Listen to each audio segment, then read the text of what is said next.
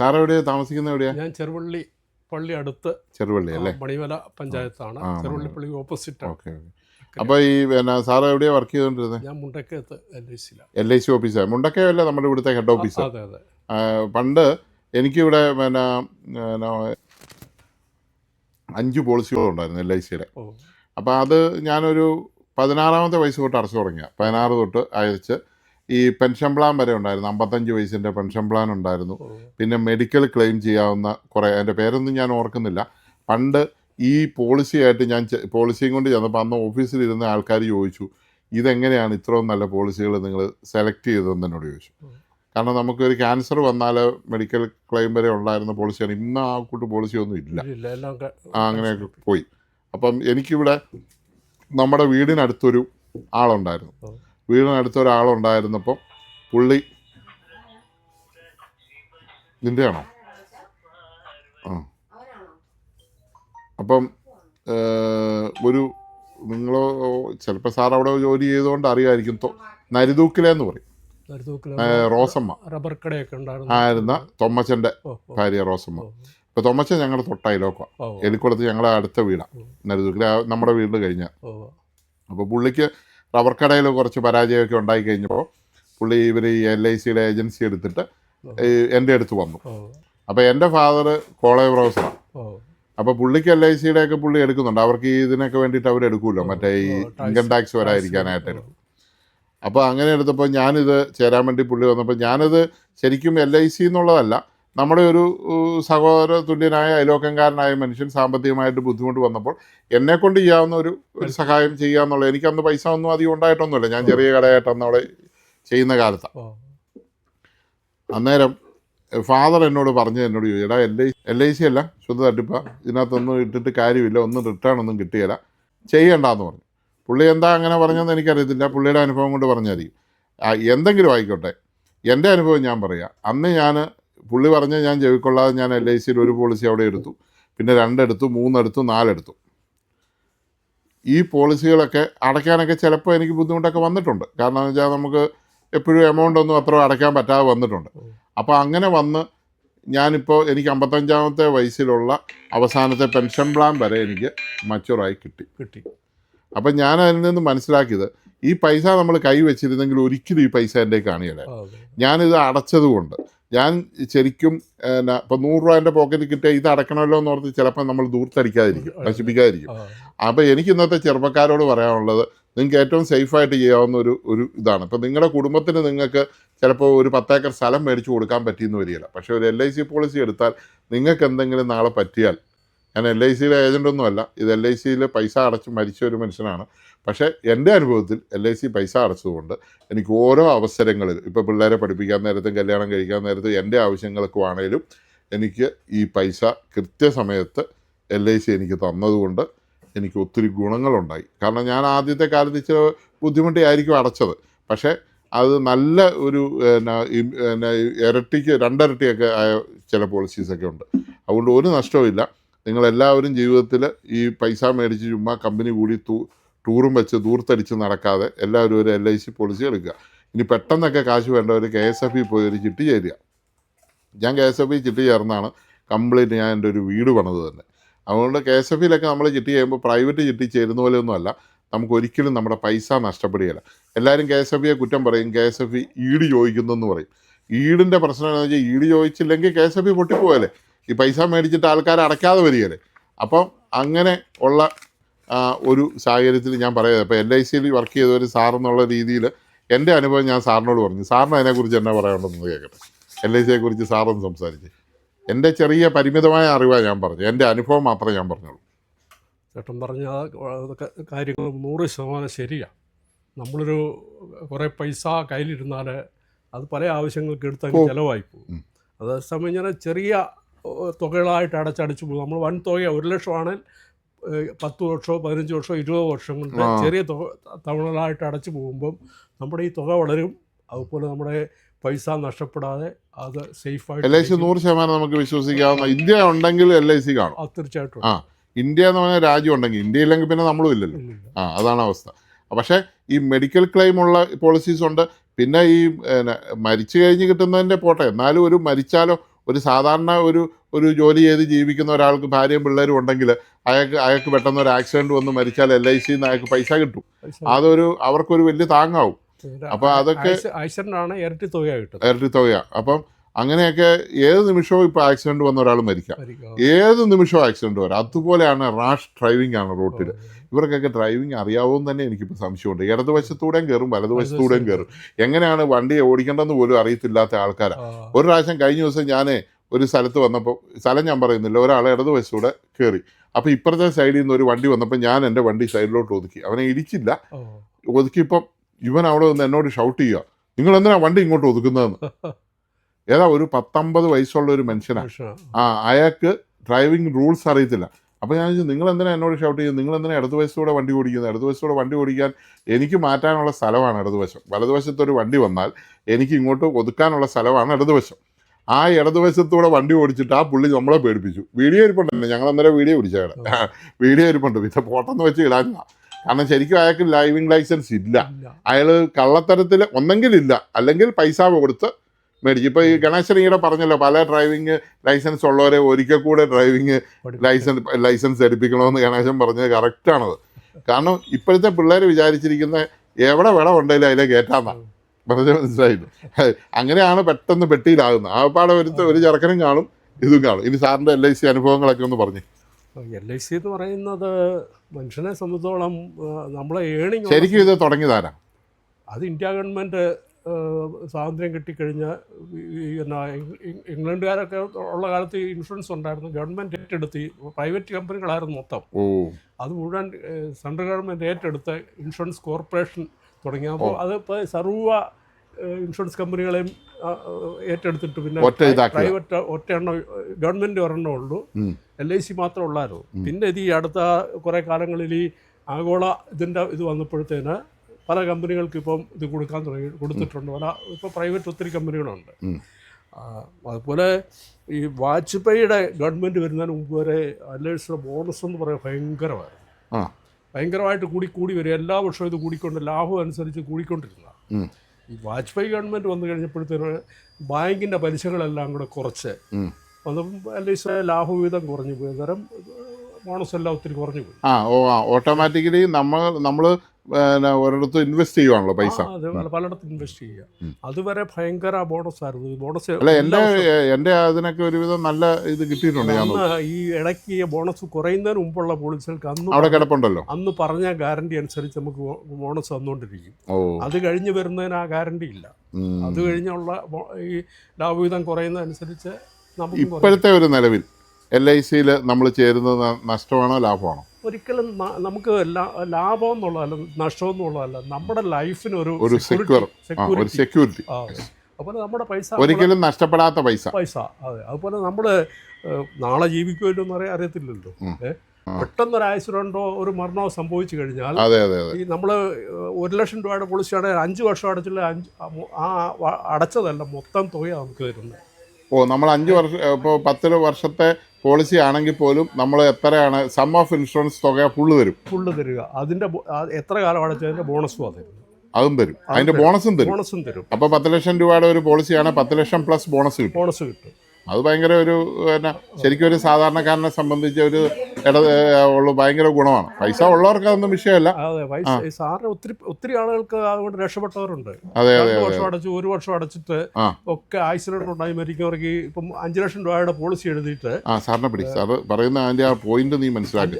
നമ്മുടെ ചെറുപ്പക്കാർ ഇത് മനസ്സിലാക്കണം. 5 ലക്ഷം രൂപയുടെ പോളിസി എഴുതിയതിനു ശേഷം ഒരു 2 വർഷം അടച്ചു കഴിഞ്ഞാൽ ആളൊരു ആക്സിഡന്റ് മരിച്ചു കഴിഞ്ഞാൽ 10 ലക്ഷം രൂപയും ആ 2 വർഷത്തെ ബോണസും കൂടെ കിട്ടും. അങ്ങനെയുള്ള ഒത്തിരി ആളുകൾ, ഒത്തിരി പേർക്ക് അങ്ങനെയുള്ള. അപ്പോൾ ശരിക്കും പറഞ്ഞാൽ അവരുടെ കുടുംബത്തിന് ആശ്രയമാണെങ്കിൽ അവർക്കൊരു LIC പോളിസി ഉണ്ടെങ്കിൽ അവരുടെ കുടുംബത്തിലുള്ളവർ മറ്റുള്ളവരുടെ മുമ്പിൽ കൈ നീട്ടേണ്ടി വരികയില്ല. അതൊരു വലിയ കാര്യമല്ലേ. ഒത്തിരി ആളുകൾക്ക് അങ്ങനെ കിട്ടുന്നുണ്ട്. നമ്മുടെ ഈ പണ്ടൊരു ഇവിടെ ഈ ഇവിടുത്തെ റോയ് ഇല്ലേ, നമ്മുടെ വെള്ളക്കുന്നല്ലേ, ആ റോയൊക്കെ ഒരു തോട്ടിൽ ഇങ്ങനെ വെള്ളം വന്ന് മരിച്ചില്ലേ, ആ റോയ്ക്കൊക്കെ വൻ തുക അന്നത്തെ കാലത്ത് കിട്ടിയതാ. ഒത്തിരി പേർക്ക് കിട്ടിയിട്ടുണ്ട്. സാറിന്റെ പേരെങ്ങനെയാ? സക്രിയാസ് മാത്യു. മുണ്ടപ്ലാക്കൽ. ശരിക്കും പിന്നെ സാറിപ്പോൾ റിട്ടയർ ആണോ? റിട്ടയർ ലൈഫ് ആസ്വദിക്കുകയാണ്. ഞാൻ 60 വയസ്സ് LIC 60 വയസ്സല്ലേ? എനിക്ക് 75 അപ്പോൾ 15 വർഷമായിട്ട് എന്താ അപ്പോൾ ചെയ്തേ? ഞാൻ വീട്ടിൽ അല്ല, ഞാൻ പിന്നെ പൊതുവെ വീട്ടിലെ കൃഷികളൊക്കെ കൃഷിയുണ്ട്. ഞാൻ പിന്നെ ഈ ലാൻഡ്സ് ക്ലബ്ബ് പോലുള്ള പ്രസ്ഥാനങ്ങളിലൊക്കെ ഉണ്ട്. അതിനകത്തൊക്കെ സഹകരിക്കും. അങ്ങനെ അതുകൊണ്ട് ഒത്തിരി ആളുകളുമായിട്ടുള്ള ബന്ധങ്ങളും കുറേ സർവീസ്. അല്ലേ LIC ഇരിക്കുമ്പോൾ തന്നെ ഇത് വരുമല്ലോ. സാറിൻ്റെ തസ്തിക എന്നായിരുന്നു? ഞാൻ LIC ഏജൻസിയിലായിരുന്നു. ഏജൻസിയിലായിരുന്നു. അപ്പോൾ ഏജൻസികളുടെ കാര്യങ്ങൾ ശ്രദ്ധിക്കുക. അതുകൊണ്ട് ഈ റോസമ്മയെ പറഞ്ഞപ്പോൾ മനസ്സിലായത്. എനിക്കറിയാം, മുണ്ടകത്തുള്ള മിക്കവാറും പേര് എനിക്കറിയാം. ഓക്കെ.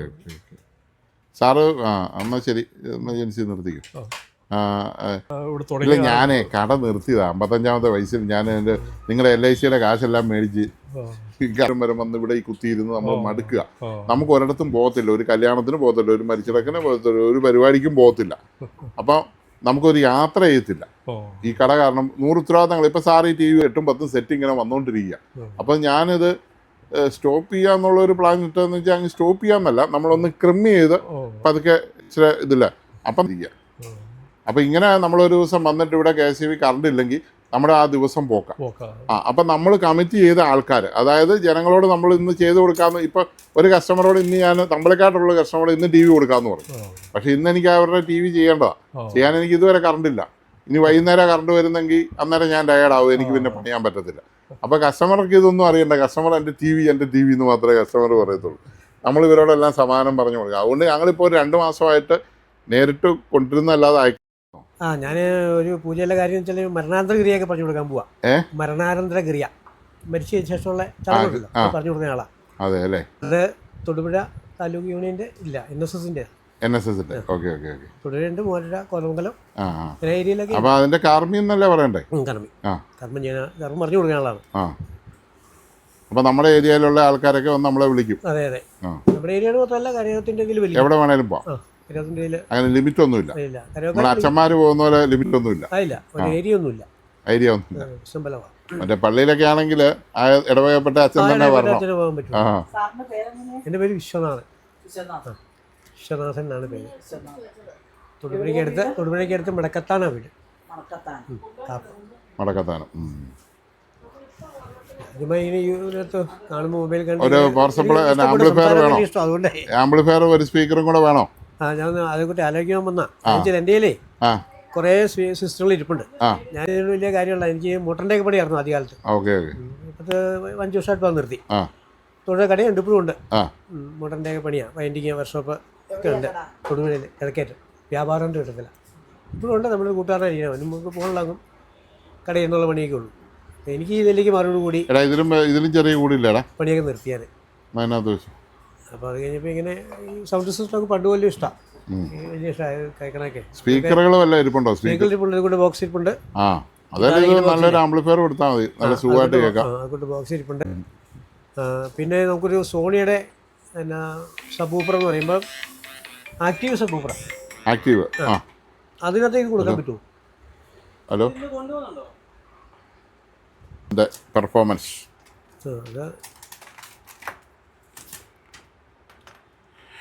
TV21 ഏതാണ്? ഇത് TV21. TV21 original വെർഷനാണ്. ഇത് ഒറിജിനൽ അപ്പ് 21 എന്ന് പറഞ്ഞ കുറേ സാധനങ്ങളുണ്ട്. കുറേ കുറഞ്ഞതും കൂടിയതും എല്ലാം ഉണ്ട്. അതേ പേര് തന്നെ ഇടുന്നതെന്ന് വെച്ചാൽ ആ നമ്പർ ആൾക്കാരുടെ മനസ്സിൽ പതിഞ്ഞു പോയതായതുകൊണ്ട് ആ പേരെല്ലാം ഇടാമല്ലോ.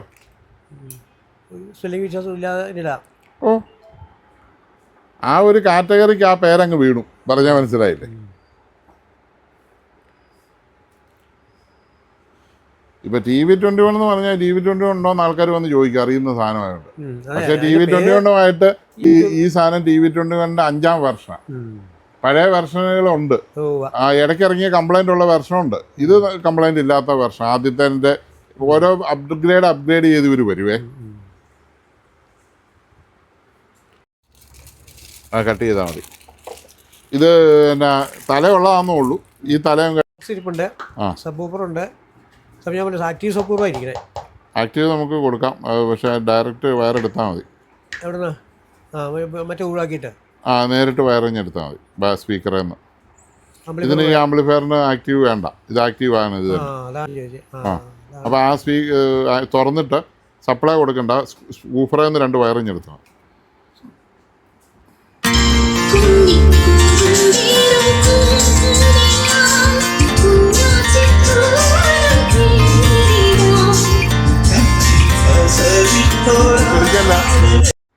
അപ്പൊ ഈ പുറത്ത് ഇതിനകത്ത് കിട്ടണത് അത് തന്നെയായിരിക്കും അല്ലേ?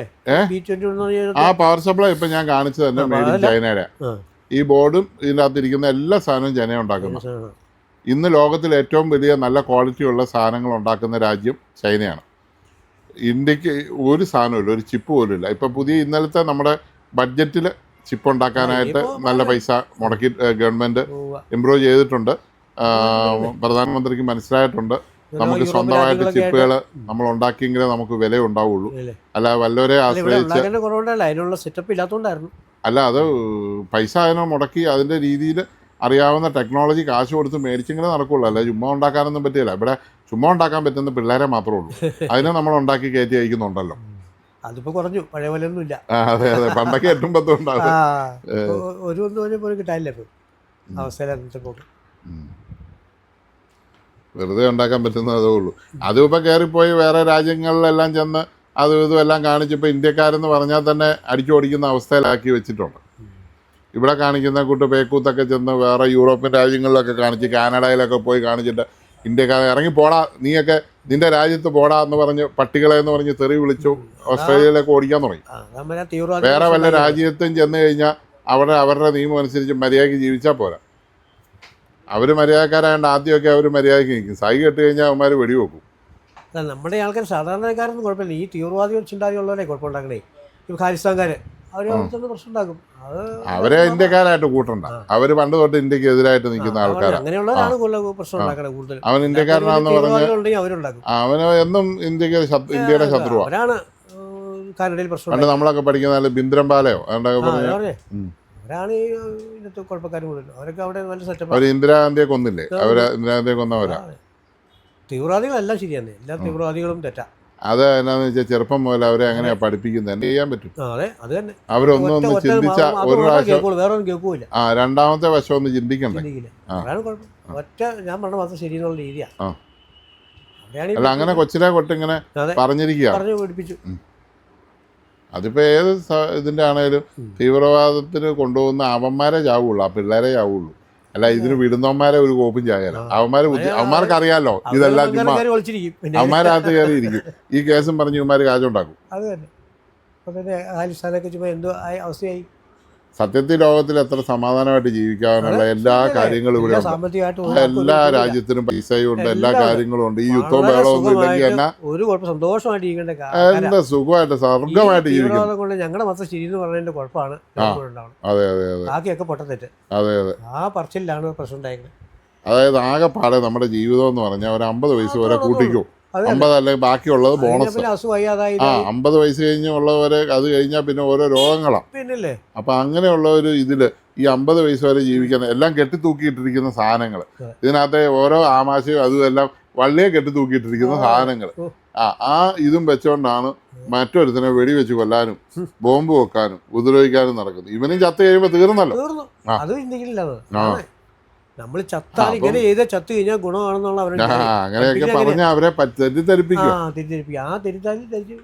ഇത് കഴിഞ്ഞുണ്ടോ ഇല്ലോ എന്ന് എന്നാ ഗ്യാരണ്ടി? മൂന്നാമതായിട്ട് സംസാരിക്കാനുള്ള അവസരം കൊടുക്കണില്ല. അതാണ് അത് ഈ പുതിയ തലമുറയിലെ ചെറുപ്പക്കാർ പിള്ളേരെ വിളിച്ചിട്ടേ അവസാനം അവനിതെല്ലാം മനസ്സിലാക്കി വരുമ്പോഴത്തേക്ക് അവന്റെ ജീവിതം തീരും. പിന്നെ അവന് പുറത്തു പോകാൻ പറ്റില്ല. അതെ അതെ, അതാണ് ഇതിനകത്ത് കുഴപ്പം പറ്റിയേക്കുന്നത്. അത് വലിയ വലിയ ഡോക്ടർമാരെ പോലെ ആൾക്കാരെയൊക്കെ അല്ലേ ജീവിച്ചേക്കുന്നത്.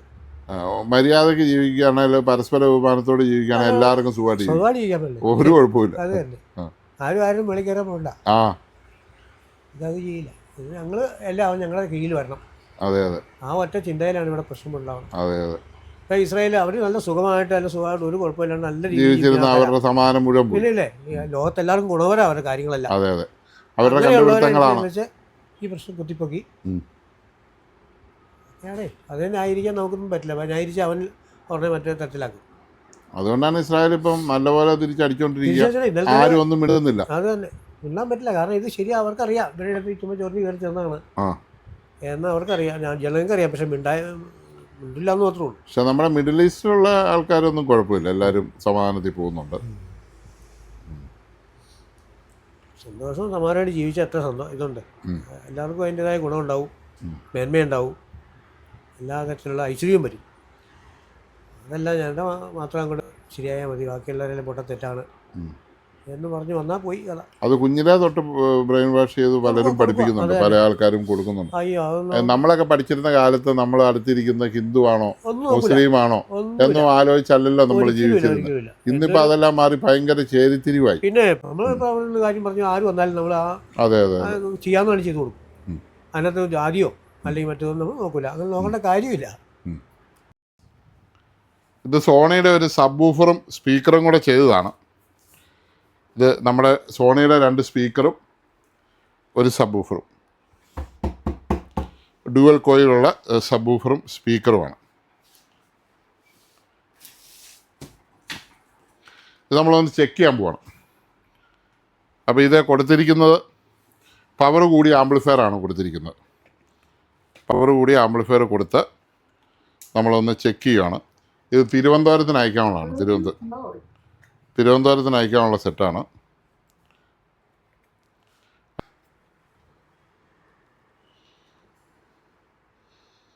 അപ്പോൾ നമ്മൾ ബ്ലൂടൂത്ത് ഉണ്ട്, പെൻഡ്രൈവ് ഉണ്ട്, ഓക്സിജനുണ്ട്. പെൻഡ്രൈവ് നമുക്ക് കൺട്രോൾ ചെയ്യാവുന്ന പവർ കൂടിയ മോഡലാണ്. ഇതിൻ്റെ സബ് വൂഫറിന് 350 വാട്ട്സ് RMS, 3500 വാട്ട്സ് PMPOയും 220 പ്ലസ് 220, അതായത് 2200 പ്ലസ് 2200 വാട്ട്സിൻ്റെ സ്പീക്കേഴ്സും കൊടുക്കാവുന്ന ഒരു പവർ കൂടിയ ആമ്പാണ് നമ്മൾ ഇതിനായിട്ട് കൊടുക്കുന്നത്. ഇത് ഫുൾ സെറ്റ് ചെയ്ത് നമ്മൾ കൊറിയറായിട്ട് അയക്കാനാണ്, തിരുവനന്തപുരത്തിന് അയക്കാനാണ്. കാരണം കസ്റ്റമർക്ക് ഇവിടെ വരാൻ ബുദ്ധിമുട്ടുള്ള ആളായതുകൊണ്ട് നമ്മൾ തിരുവനന്തപുരത്തിന് അയക്കുകയാണ്. അപ്പോൾ അതിൻ്റെ പെർഫോമൻസ്, നാച്ചുറലായിട്ടുള്ള പെർഫോമൻസ് നിങ്ങളെ കേൾപ്പിക്കാം. കാരണം ഇതിന് കോപ്പിറൈറ്റ് അടിക്കാത്ത പാട്ടുകൾ ഇപ്പോൾ അവൈലബിൾ ആണ്. അതുകൊണ്ട് കോപ്പിറൈറ്റ് അടിക്കാത്ത ഒരു പാട്ട് വെച്ച് കേൾപ്പിക്കാം.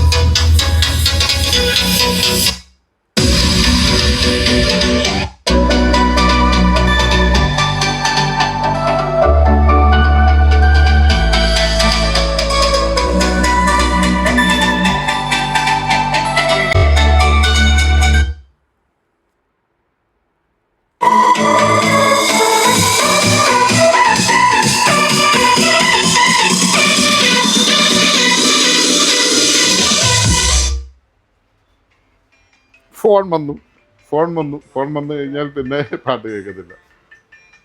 ഒരു സബ് വൂഫറിനെ തല്ലി കൊല്ലുന്ന 3 പേർ. ഒരു സബ് വൂഫറെ 3 പേര് കൂടിയാണ് പാക്ക് ചെയ്യുന്നത്. സോണിയുടെ സബ് വൂഫർ ന്യൂസിലൻഡിന് അയക്കുക.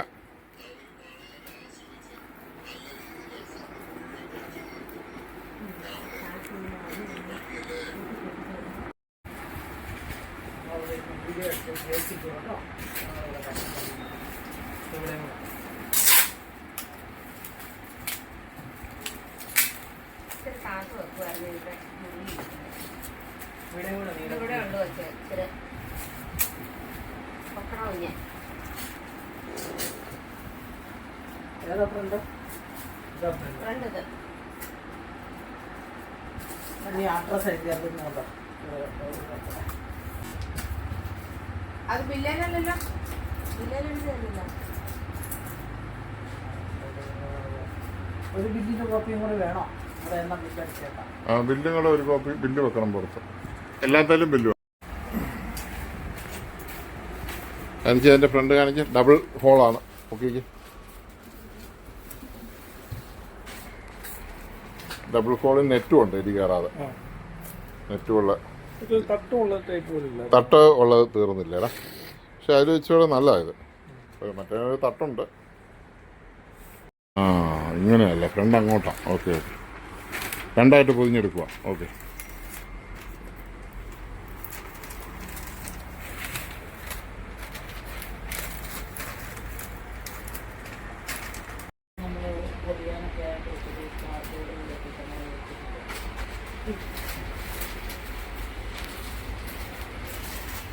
LED മാറുകയാണ്. നമ്മൾ ഒറിജിനൽ LED തന്നെ കിട്ടിയിട്ടുണ്ട്.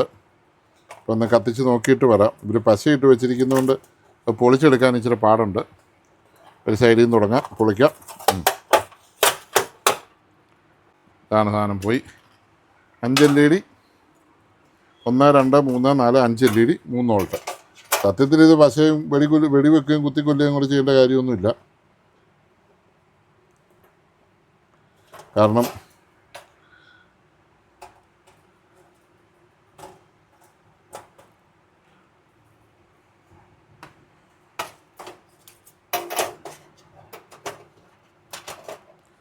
സ്ക്രൂ ഉണ്ട്. 4 സ്ക്രൂ ഉള്ള സാധനം, 3 സ്ക്രൂ ഉണ്ട്. സ്ക്രൂവിൻ്റെ പുറമെ ഇത് പശയും കൂടെ ഇടേണ്ട ആവശ്യമൊന്നുമില്ല. പിന്നെ കമ്പനിക്കാരുടെ ഒരു സന്തോഷത്തിന് വേണ്ടിയിട്ട് ഞാനും പശ ഇട്ടാം. പശ ഇവിടെ ഉണ്ട്.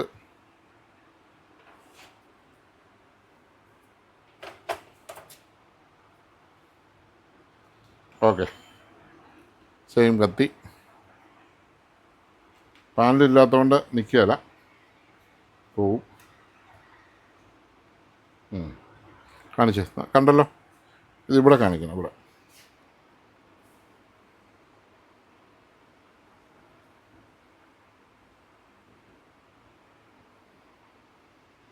ഓക്കെ, മതി. ശരിയായി, ഉണ്ടോ? നീല കളറ് പൊളിച്ചു. പൊളിച്ച സ്ക്രൂ വെക്കുന്നത് കറക്റ്റ് നോക്കി അങ്ങ് വെച്ചാൽ മതി. സ്ക്രൂ ഇട്ടില്ലാലും അവിടെ നിൽക്കും.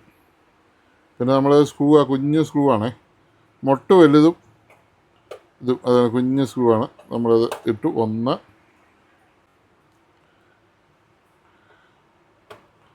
2. പിന്നെ നല്ലപോലെ ഒട്ടിയിരുന്ന ഹീറ്റ് അങ്ങോട്ട് ട്രാൻസ്ഫറും കൂടെ ആകാൻ വേണ്ടിയിട്ടായിരിക്കും പശ വെച്ച് ഒട്ടിച്ചിരിക്കുന്നത്. നല്ലപോലെ ഒട്ടിയിരിക്കുവാണെങ്കിൽ ചുമ്മാ സ്ക്രൂ ചെയ്ത് വെക്കുന്നതിലുവേ നല്ലതായിരിക്കും. അപ്പോൾ ഇത് അടുത്തതും കൂടെ പൊളിക്കുകയാണ്. ഒറിജിനൽ സ്ട്രിപ്പ് തന്നെയാണ് നമുക്ക് കിട്ടിയിരിക്കുന്നത്. അഡ്ജസ്റ്റ്മെൻറ്റ് സ്ട്രിപ്പുകളൊക്കെ ഉണ്ട് ഒത്തിരി, പക്ഷെ അങ്ങനെയുള്ളത് ഉപയോഗിക്കാതിരിക്കുക. ഇതിന് വേണ്ടിയിട്ട് തന്നെ ഞാൻ കുറച്ച് ദിവസമായിട്ട് ഈ TV പെൻഡിങ് വെച്ചിരിക്കുമായിരുന്നു, ഒറിജിനൽ സ്ട്രിപ്പ് കിട്ടാത്തതുകൊണ്ട്. ഏതായാലും അത് കിട്ടി. ഇനി അടുത്ത 3 സ്ക്രൂവും കൂടി ഇടുവാണ്.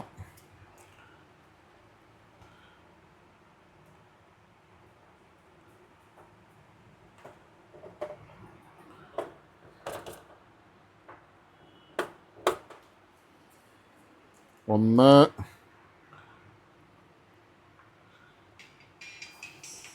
ആരാ വിളിക്കാൻ നോക്കി? പുറത്തുനിന്ന് ആൾ കോളാണെങ്കിൽ ഇപ്പോൾ എടുക്കാൻ നിവൃത്തിയില്ല.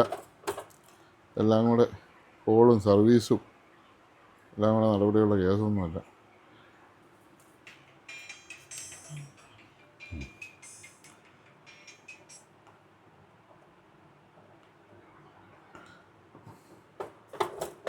അപ്പോൾ അത് 3 കഴിഞ്ഞു. ഇനി ഒന്നുകൂടെ നമ്മൾ ഓണാക്കി നോക്കുവാണ്.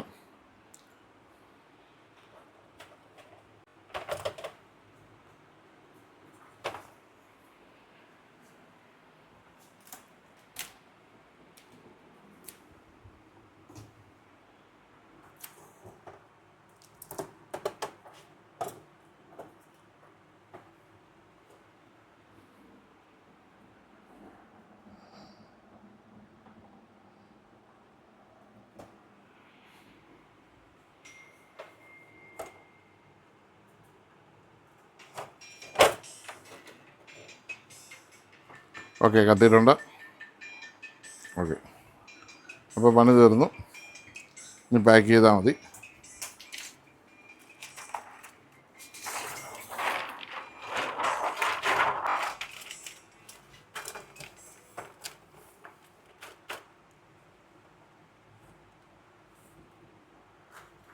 ജോലിക്കിടയിൽ ഈ ഫോൺ എടുത്താൽ ഒത്തിരി ബുദ്ധിമുട്ടുകളുണ്ട്.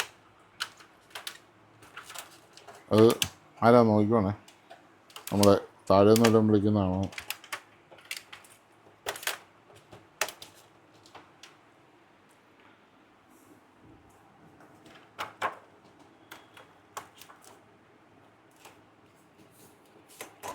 മൂന്ന് ഷീറ്റുണ്ട് ഇതിന്. 3 ഷീറ്റ്.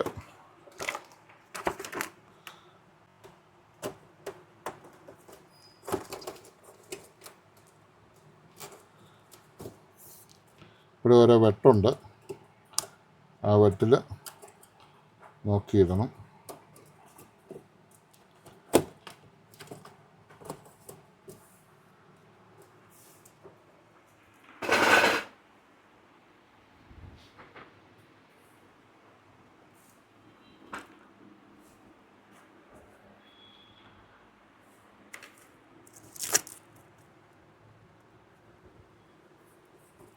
ഇത് കറക്റ്റ് വെട്ടിലാണോ ഇത് വീണിരിക്കുന്നതെന്നൊക്കെ നോക്കണം.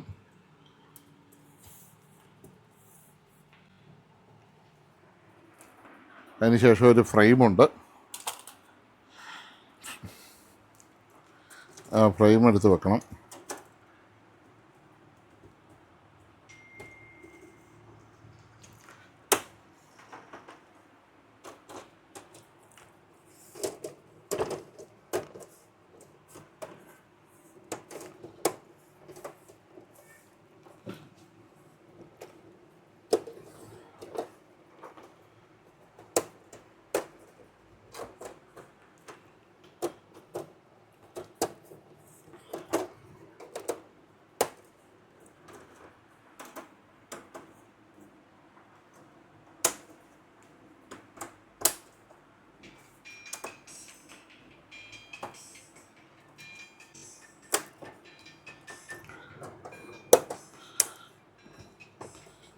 ഒന്ന് വരച്ച് വിട്ടായിരുന്നു, ആരാന്ന് നോക്കിയത്.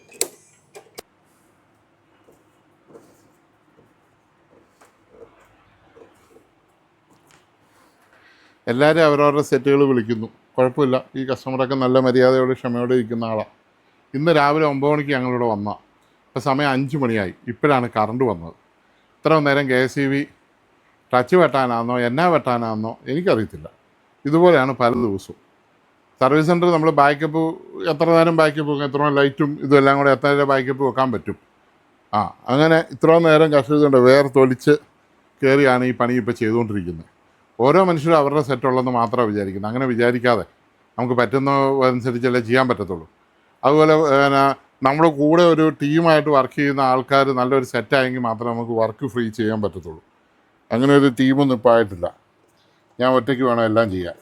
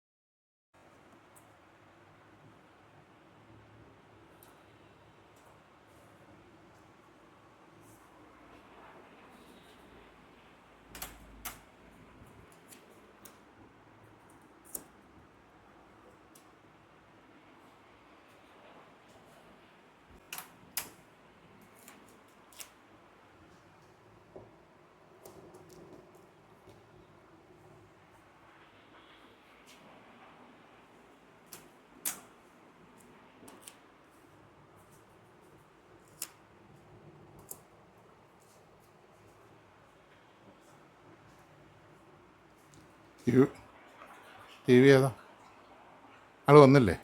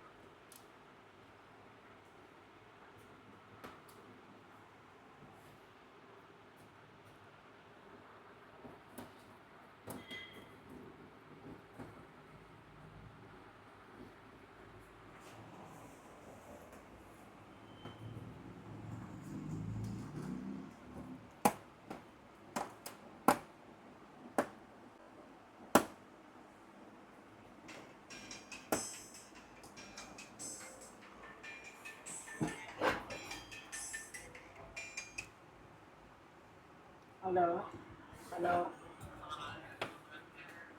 ആയില്ല, ഇന്നിവിടെ കറണ്ട് ഇല്ലായിരുന്നേ.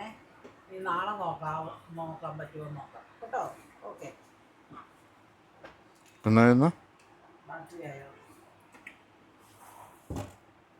ബാറ്ററി അവനെ തിരിച്ചു വിളിച്ചേ.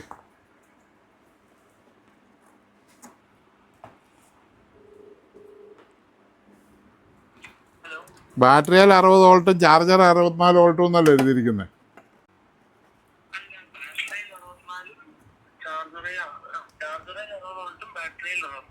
അതെങ്ങനെ ശരിയാകുന്നേ? ചാർജറിന് വോൾട്ടേജ് കൂടുതൽ വേണ്ടേ? ആ ഏയ്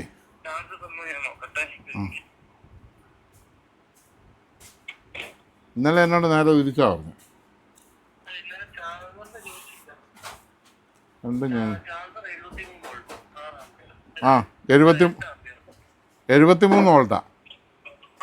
ഇത് ബാറ്ററി 64 വോൾട്ടാ. ഓ, ഞാൻ 60 വോൾട്ടാണ് ഓർഡർ ചെയ്തിരിക്കുന്നത്. ഓക്കെ. അതെ, പക്ഷേ ഞാൻ നോക്കട്ടെ. 64 വോൾട്ട് എന്നാണല്ലോ ബാറ്ററിയിൽ എഴുതിയിരിക്കുന്നത്.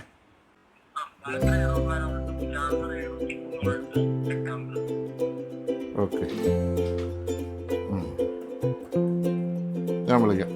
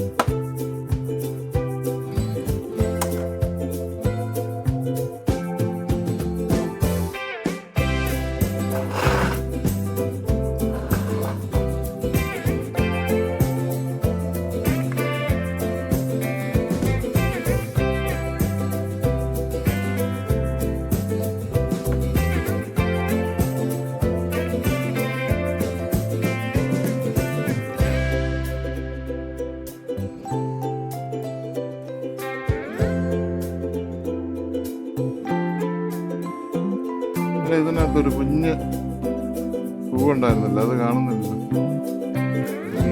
ചെറിയ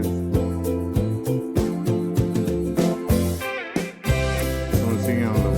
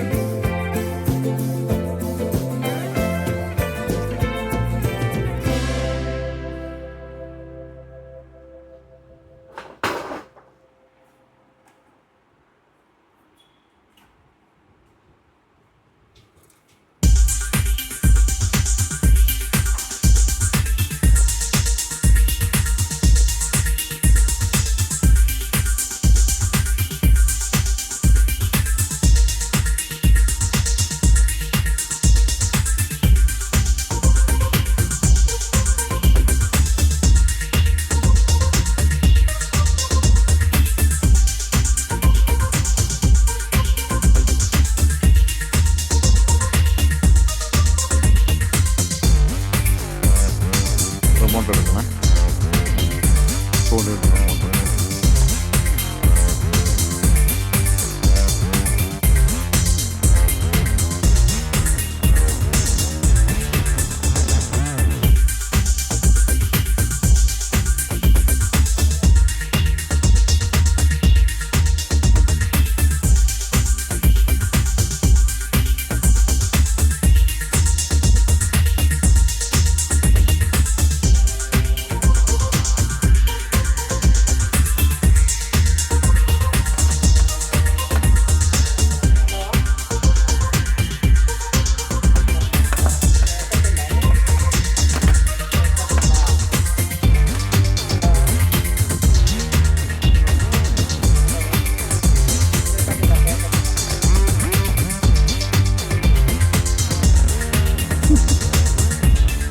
കേൾക്കത്തില്ലായിരുന്നു.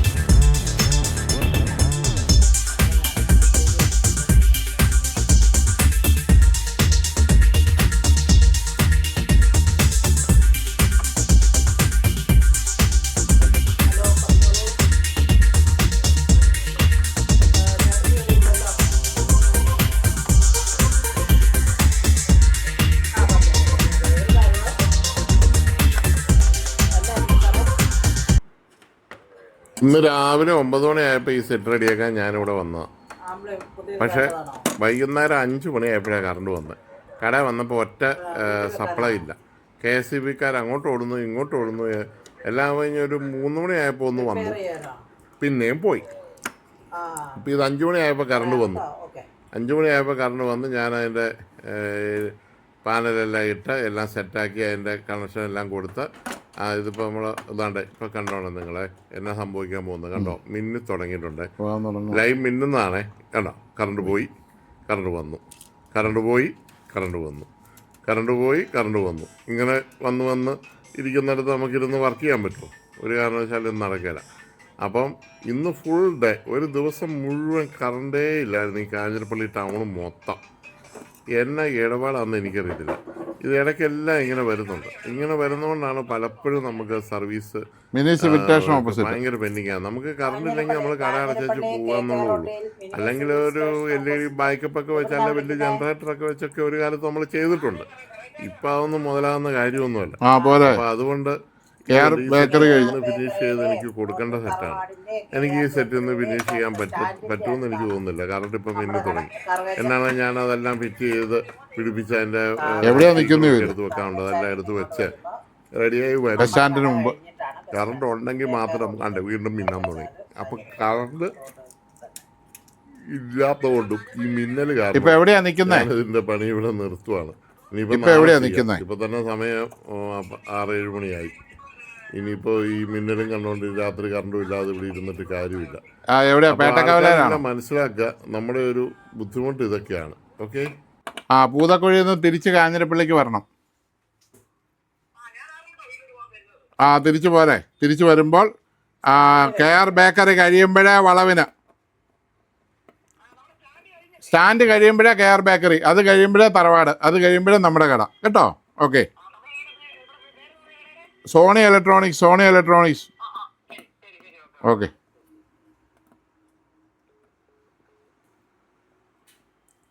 പോയേക്കാം. ഒരു പണിയും നടക്കില്ല. പോകാം. പാനൽ കയറ്റി കിട്ടു. ഓക്കെ, ഇതെല്ലാം സ്ക്രൂ ചെയ്യണം. ഒരു തകിടും കൂടെ ഉണ്ട്. ഈ കറണ്ടിൻ്റെ ഈ പരിപാടി കാരണം ഞങ്ങൾ പോവാണ്. ഇന്നത്തെ ഒരു ദിവസം ശരിക്കും ഒത്തിരി വർക്ക് ചെയ്യണം എന്നുള്ള വലിയ പ്രതീക്ഷ വന്നതാണ്. ഒന്നും ചെയ്യാൻ പറ്റിയില്ല. ഒരു TV പോലും എനിക്ക് ഫിനിഷ് ചെയ്യാൻ പറ്റിയില്ല. ഇത് ഞാൻ ഇന്നലെ അഴിച്ചു വെച്ചിരുന്ന TVയാണ്. ഇന്നിപ്പോൾ അത് ഫിനിഷ് ചെയ്യാൻ ഇനി ഒരു മണിക്കൂർ അരമണിക്കൂർ പണിയുണ്ട്. അതെല്ലാം സ്പീക്കറും എല്ലാം എടുത്തിടണം. അപ്പം നിങ്ങളെല്ലാവരും നമ്മുടെ ചാനൽ സബ്സ്ക്രൈബ് ചെയ്യുക, ലൈക്ക് ചെയ്യുക, സ്കൈപ്പ് ചെയ്യുക. Thank you.